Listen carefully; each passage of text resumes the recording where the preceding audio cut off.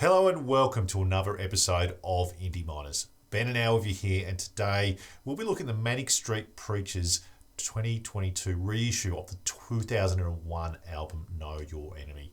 Al, I know you're a massive fan of the Manic Street Preachers. I'm sure you're looking forward to this one.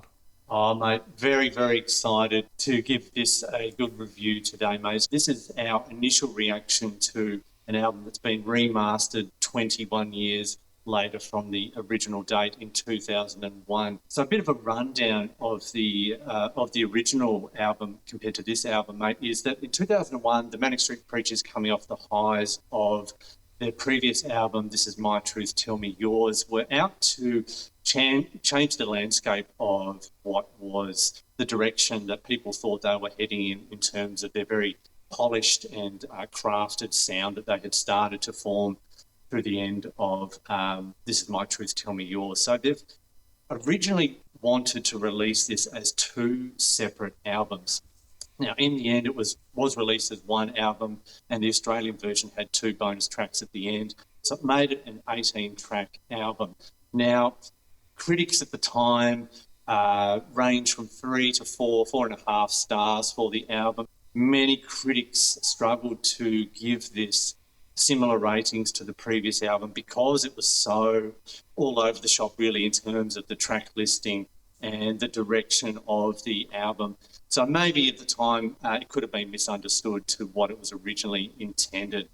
In 2022, the band, Nicky Wire, the lead lyricist, the band, and James Dean Bradfield got together with longtime producer Dave Erringer to remaster and reorder the shape of what the albums were meant to be into two separate albums, which were, the first one was Door to the River, which was more of a quieter kind of side to the double album, and then the second part was Solidarity, which gets a lot louder and you're more bang for buck in terms of traditional Manic Street Preachers sound. And mate, I tell you what, I'm really excited to have a bit of a discussion and of course get your thoughts on being not a huge fan of the Manic Street Preachers, but myself and a few of my mates to throw in our kind of discussions around what we really enjoy about the reissue compared to the first version 20 odd years ago, mate. That's awesome, mate. Yeah, so look, for me, maybe 20 years ago, double albums could have been potentially a dirty word. Just for reflection with what they have done, they have changed the track orders on the album.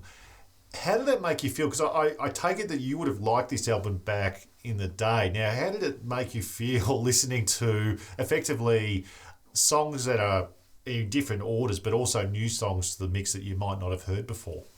Yeah, look, to be honest, mate, I'm still on a bit of a buzz after listening to it because even though I was a Manic Street Preacher fanboy, you know, the whole time, I didn't actually know that it was originally intended to be two separate double albums. So I was really excited this morning to get up and listen to it from start to finish, and it's just such a huge difference in terms of now understanding what the band were trying to achieve with the album.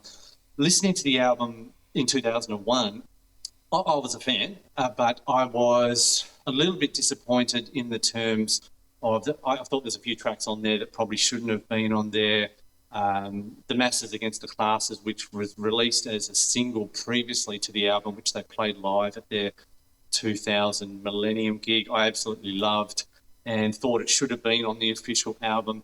And then seeing it actually on the track listing 20 odd years later, I was just really, really happy.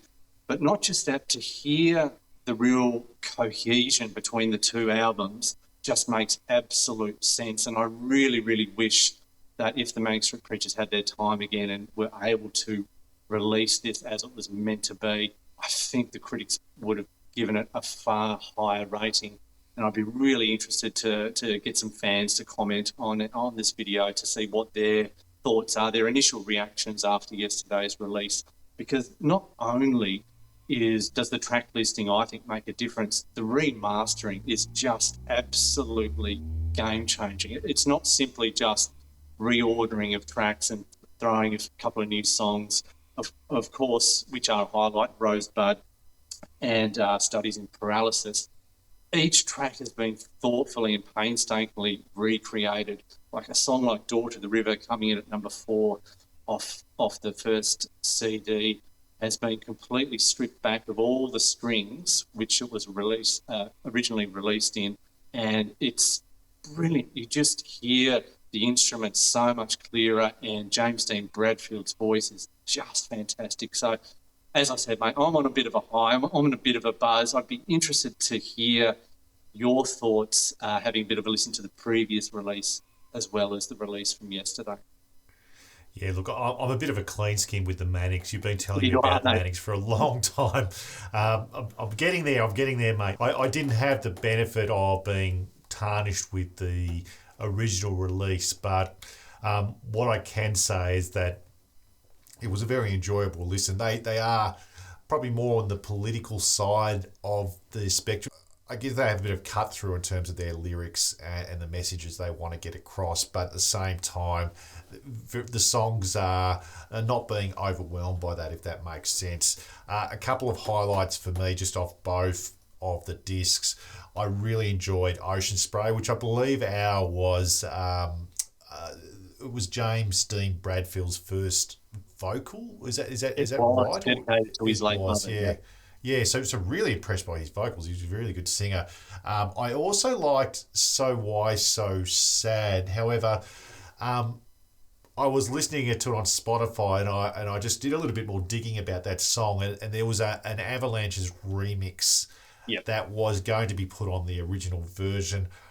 I didn't mind it, but I actually liked the original a lot better. It had a lot more sort of Beach Boy type harmonies in it. So I'd be interested to know people's thoughts as to whether that was an improvement or not. On the second disc, found that Soul was my favourite song, which I believe was the first song off the combined album when it was released back in the day. The other one that I was really interested in was Fear of Notion. I really enjoyed that track off the second album.